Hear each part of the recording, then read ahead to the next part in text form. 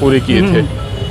फिर एक ये लोगों में आ गई थी संशय कि थोड़ा सा काम स्लो हो गया है। उसके बाद बस ये चेक करने के लिए कि काम जो हमारे फास्ट स्पीड पे रहे।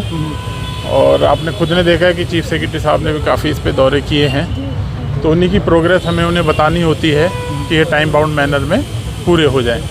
उसी को ही देखते हुए इस पे आ रहे हैं। और हमने इसकी जो डेडलाइन रखी है इस बार इंडिपेंडेंस डे से पहले, जैसे आपने पोलो व्यू देखा है, बहुत अच्छा लगता है। आपने रिवर फ्रंट देखा है, बहुत बढ़िया लग रहा है। मोमिनाबाद वाला कल रात को ब्लैक टॉप इस पर स्टार्ट हो गई है। और इसके साथ साथ शहर खास के ऊपर भी अब सारे जो प्लान जो है बनाए गए हैं, ताकि वो एरिया भी हम उसको भी निखार सकें।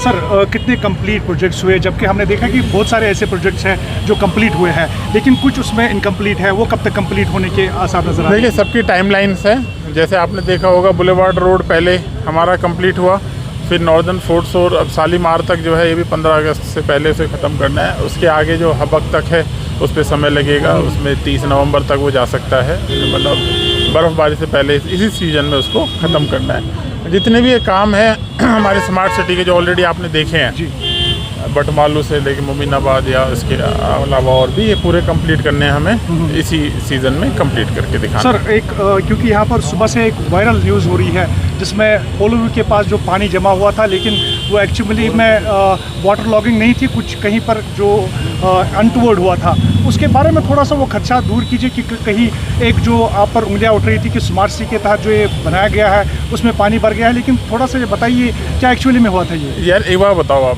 आप यहाँ पे खुद ही पूछिए क्योंकि अगर हम कुछ कहते हैं, बहुत से लोग कह देते हैं आप फोटो ऑप्स करके चले जाते हो।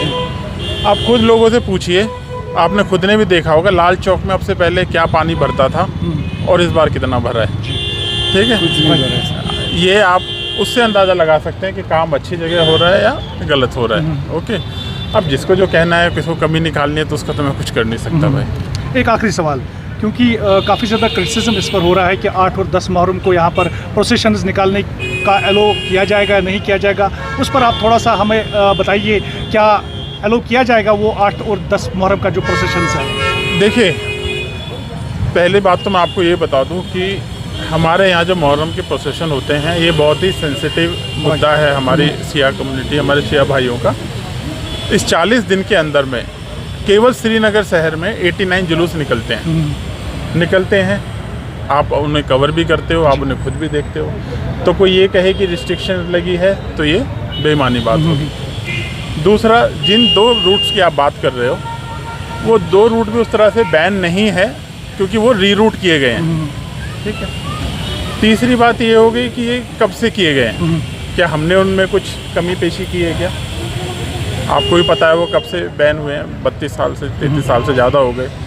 जिस कभी मेरे शिया भाई ने जब 17 साल का होता होगा, आज वो 50 साल का हो गया है। जब तक किसी ने इस पर बहुत बड़ा मुद्दा उस पर नहीं उठाया, बट हम एज एडमिनिस्ट्रेशन, हमें इंस्ट्रक्शन है साफ साफ कि भाई इसको बहुत बारीकी से देखो और निकल सकता है तो हमें निकालना है। हम बहुत इस पर सीरियस है। अब आप भी मानेंगे, जब आप किसी चीज़ को करते हो, इतने साल से बंद है, तो उसके कोई कारण रहे थे बंद करने के। अदरवाइज़ तो जब सियासतदान इतने रहे वो भी नहीं चला पाए, तो कोई तो बात रही होगी उसमें।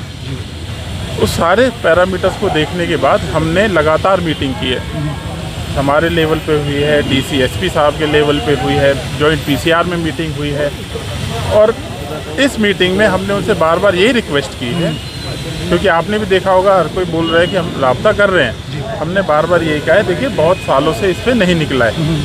सारी सिचुएशन को देख के हमारे लोगों ने, कश्मीर के लोगों ने बहुत मेहनत की है, तब जाके अमन चैन कायम हुआ है।